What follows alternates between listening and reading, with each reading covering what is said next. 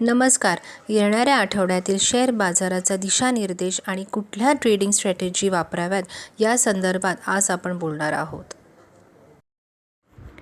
GEPL कॅपिटलच्या YouTube चॅनलचे सदस्य व्हा व शेअर बाजाराचे अद्ययावत आणि माहिती मिळवण्याची संधी गमावू नका.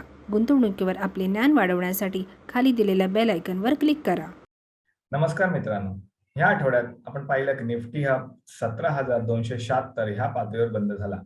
ह्या आठवड्यात निफ्टीत एकूण 98 अंकांची किरकोळ घसरण झाली आणि एकूण टक्केवारीत निफ्टीत 0.57% घट पाहायला मिळाली.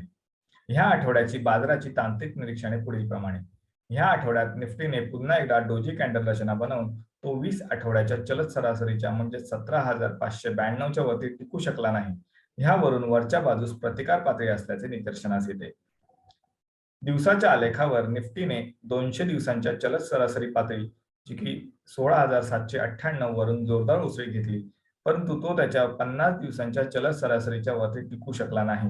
ह्यावरून बाजाराची साचेबद्ध चाल ध्यानात येते. बाजाराचे महत्वाचे दिशादर्शक जसे की RSI त्याच्या 50 या पातळीच्या खाली टिकल्याचे पाहायला मिळत असल्याने बाजाराचे गतिहीन संकेत स्पष्ट होतात. तांत्रिकदृष्ट्या बाजाराला तात्काळ भक्कम आधार हा 16,800 जो की महत्वपूर्ण आधार पातळी तसेच 200 दिवसांची चलत सरासरी पातळी आहे आणि त्याखाली 16,410 जो की डिसेंबर 2021 चा निच्चांक आहे. ह्या पातळ्यांवर मोठा भक्कम आधार असेल.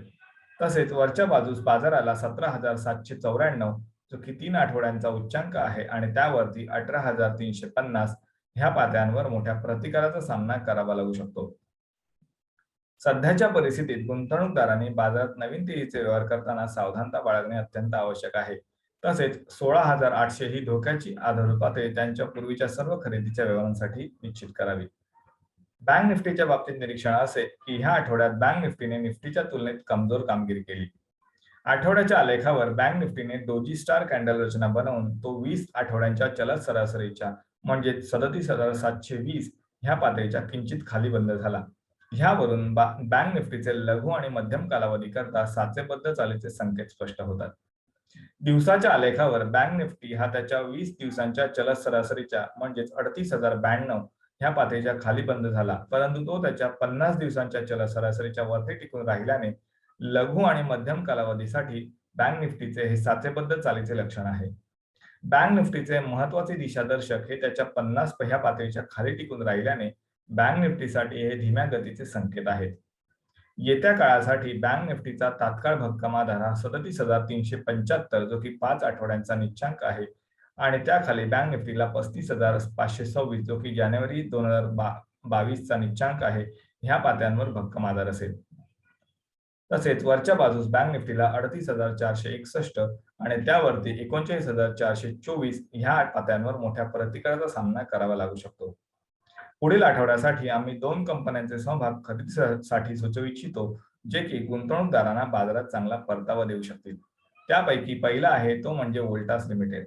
हा समभाग 1,252 रुपये ह्या भावाला खरेदी करून त्याचे पुढील लक्ष 1,355 रुपये इतके राहील व ह्या समभागाची धोक्याची आधारभूत पातळी 1,205 रुपये ही असेल. दुसरा समभाग आहे तो म्हणजे SBI लाईफ लिमिटेड.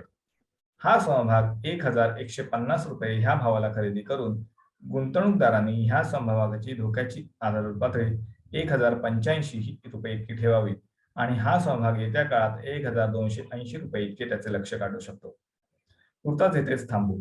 तुमच्या प्रतिक्रिया आम्हाला कमेंट बॉक्समध्ये नक्की कळवा.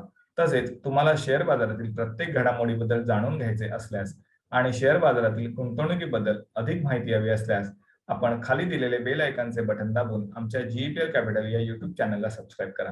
तसेच आम्हाला इंस्टाग्राम आणि ट्विटरवर सुद्धा फॉलो करायला विसरू नका. धन्यवाद.